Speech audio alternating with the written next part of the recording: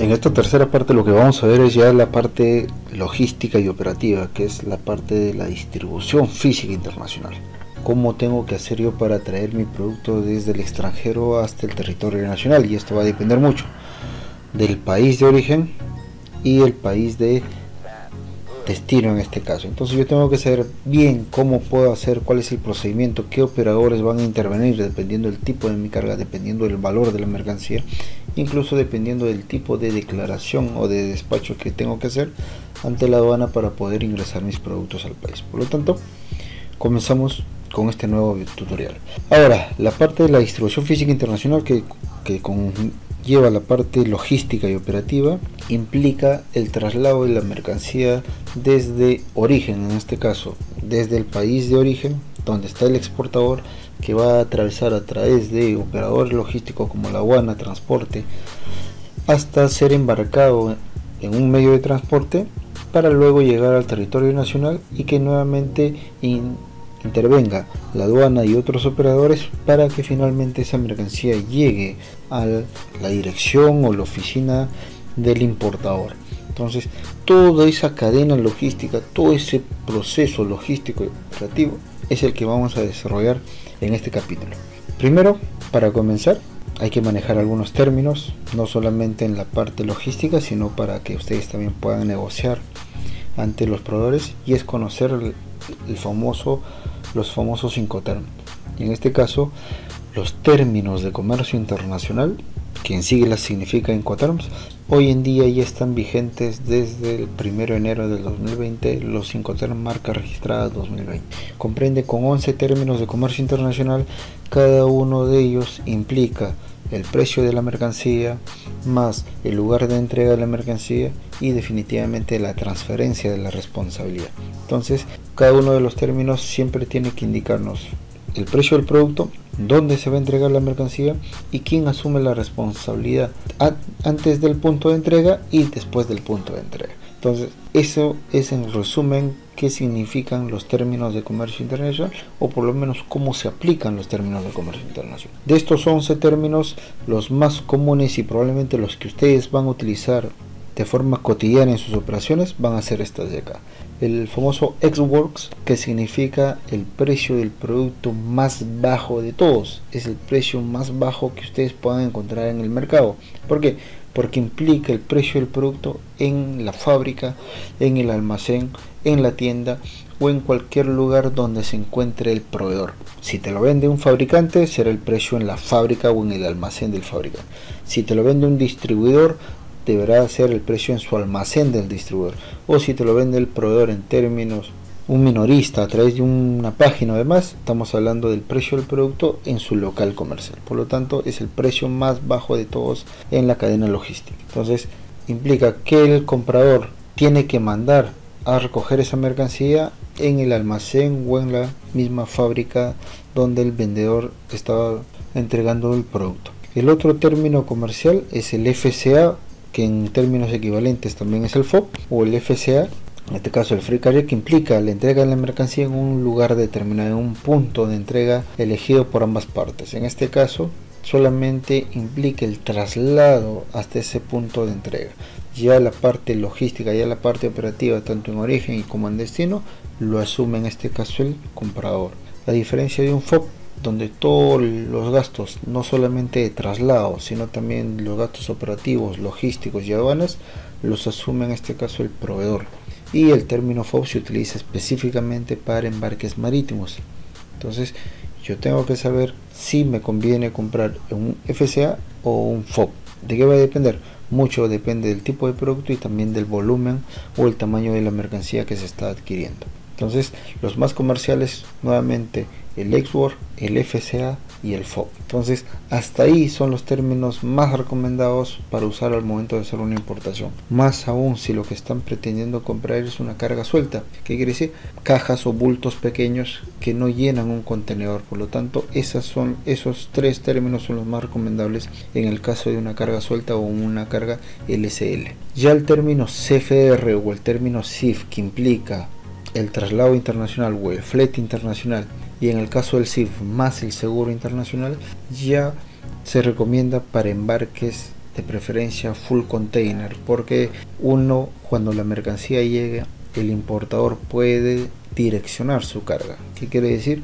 Que el importador puede decidir a qué almacén lleva su mercancía, y probablemente a uno de los almacenes que previamente ya ha negociado. Entonces el CIF o el CFR se recomienda para aquellos que muevan contenedores de 20, 40 o 40 Haiku.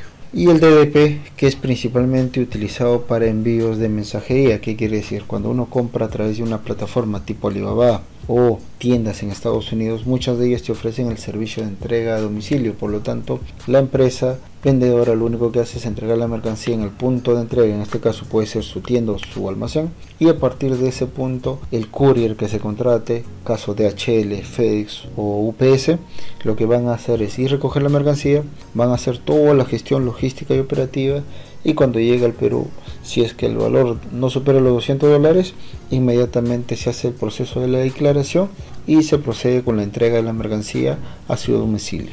En el caso que supere los 200 y tenga que pagar impuestos, te notifican para el pago de los tributos, y una vez que tú confirmes el abono, ellos pagan, se declara, se asigna el canal, y si todo sale conforme, al día siguiente te están entregando la mercancía.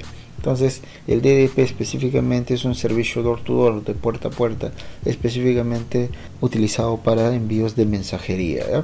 Servicios courier o servicios express. Ya si nosotros estamos hablando de carga propiamente dicho, tenemos que saber que existen intermediarios, operadores de comercio.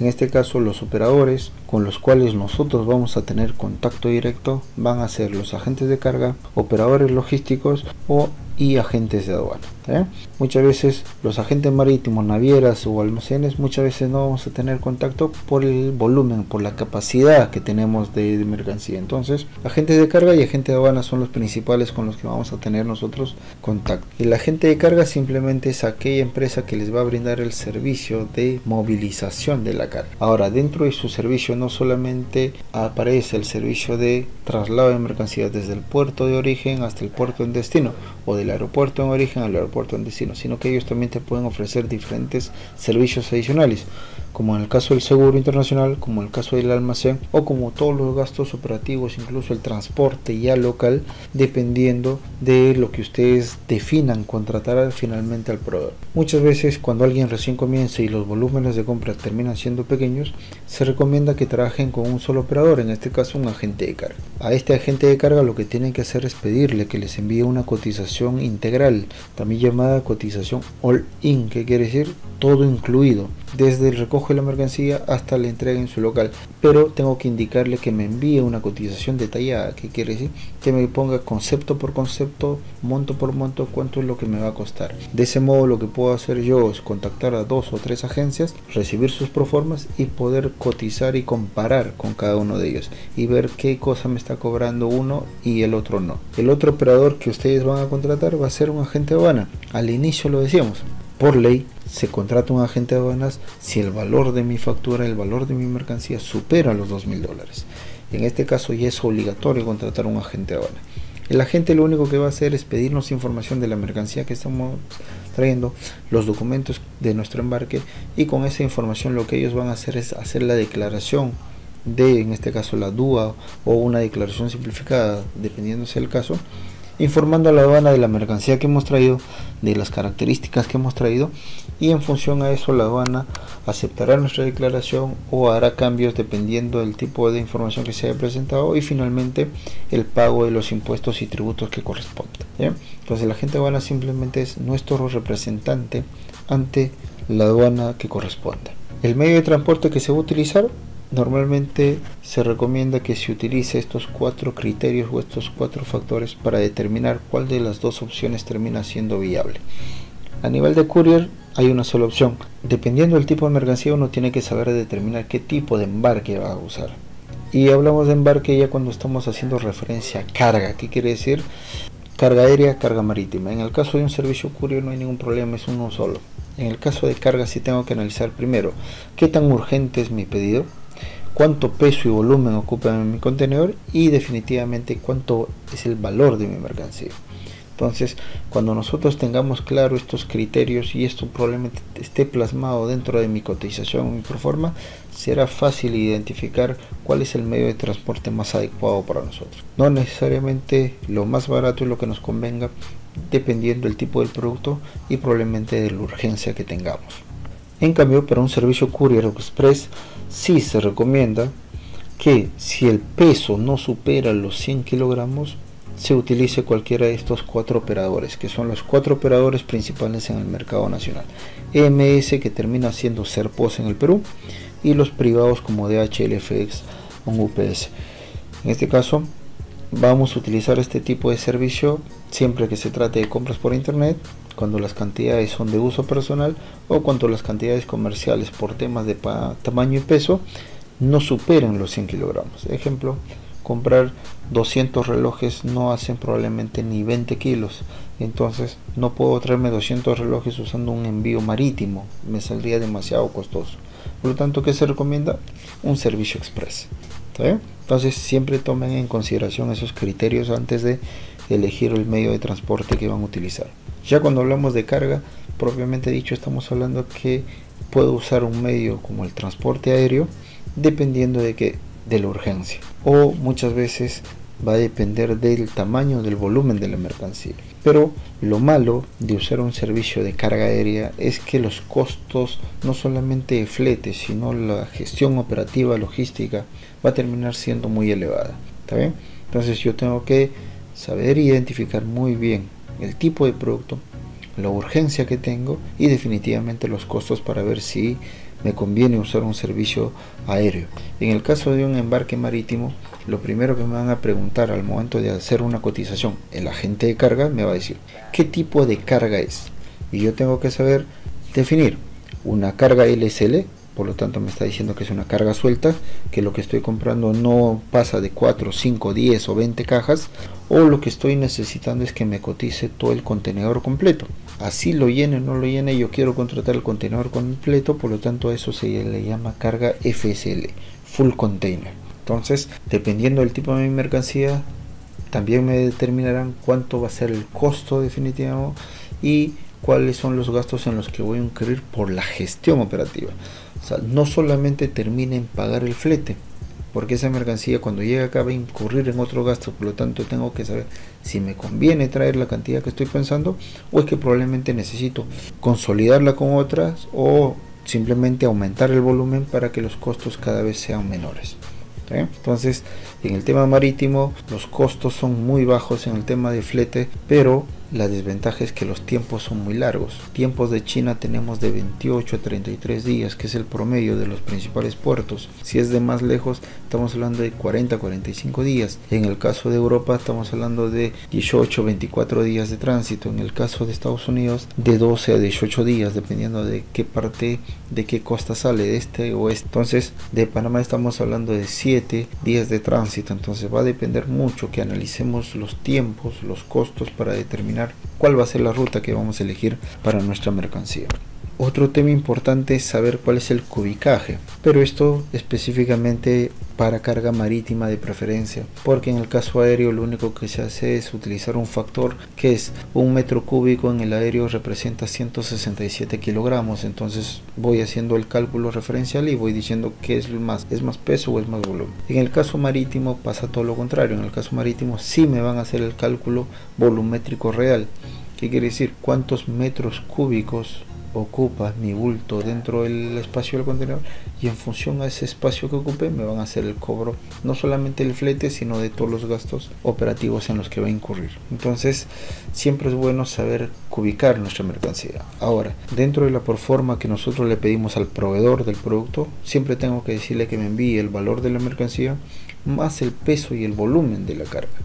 De este modo será más fácil para nosotros hacer la cotización ante el operador logístico o el agente de carga y tener los datos necesarios para hacer un buen presupuesto. Ya a nivel de carga full container, sí, lo que me va a determinar es probablemente la capacidad que tiene cada uno de estos contenedores para poder llenar, ya sea en términos de peso o en temas de volumen. Entonces contenedor de 20, el de 40 o el de 40 high cube, en función de costos de flete. No varía más de 50 o 100 dólares, pero la diferencia en temas de volumen sí es considerable. Entonces yo tengo que saber qué realmente me conviene mover. Estos son los documentos necesarios y obligatorios para una operación de importación, comenzando desde la factura, el documento de transporte, que va a depender de cuál es el medio de transporte que nosotros utilicemos, la lista de empaque, en este caso el packing list, que junto con la factura son los dos documentos que me brinda el proveedor. El documento de transporte, en este caso lo va a brindar mi agente de carga o el operador logístico que yo contrate.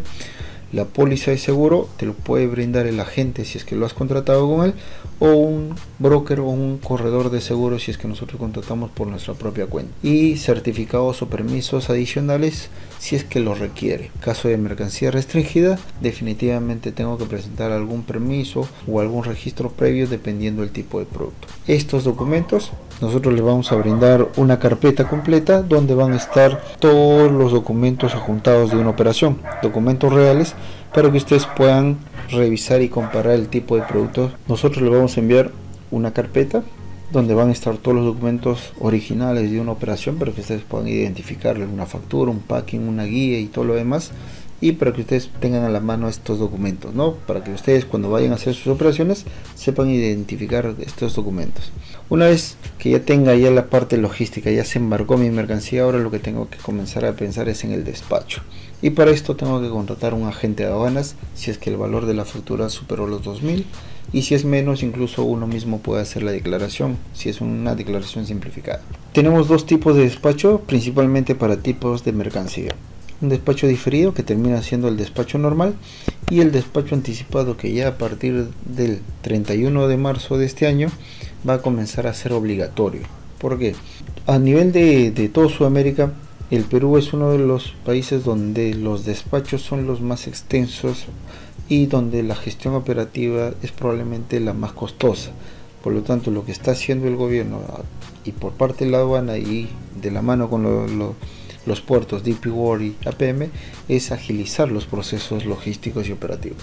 En este caso se va a trabajar a través de despachos anticipados. ¿Qué implica? Que yo voy a hacer la declaración incluso un día antes o unas horas antes de que la nave que está trayendo mi carga llegue al puerto.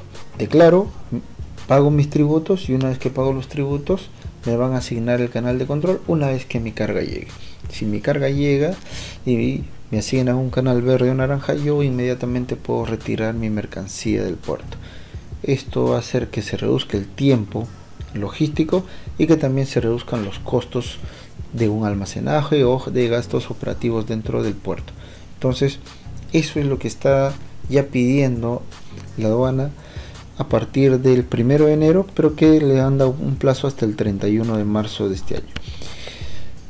Para aquellos que no hagan un anticipado, van a tener la opción de hacer un despacho diferido, un despacho normal, pero esto ya implica una multa de 800 soles a partir del 1 de abril. ¿Qué quiere decir? Aquellos que van a esperar que su carga llegue y que posterior a la llegada de la nave recién van a hacer la declaración, ellos van a incurrir en una multa, por lo tanto van a terminar pagando lo que les mencioné, que son 800 soles de multa. ¿Qué implica la nacionalización? Una vez que se declare toda la información de la mercancía, la aduana nos va a asignar un canal de control. Ese canal va a determinar si es que mi mercancía va a salir libre, en el caso de un canal verde, o es que van a necesitar revisar los documentos originales, por ejemplo. Como les dije, hoy en día ya se presentan documentos digitales. En el caso que me saliera un canal naranja, lo que la aduana me va a decir: los documentos que me presentaste en formato digital los quiero ver en físico, pero quiero los originales.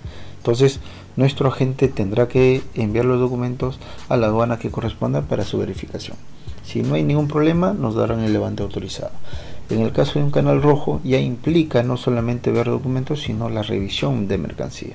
A esto se le llama el aforo físico, que implica que un especialista, un vista de aduana, va a ir acompañado con mi agente. Incluso yo, si es que quiero ir como importador, también puedo, y lo que van a hacer es revisar la mercancía que he traído, y lo que van a ir es verificar que la mercancía que yo he consignado en la declaración sea la misma que esté dentro de mi embarque. Por lo tanto, si es que no hay nada, simplemente me darán el levante autorizado.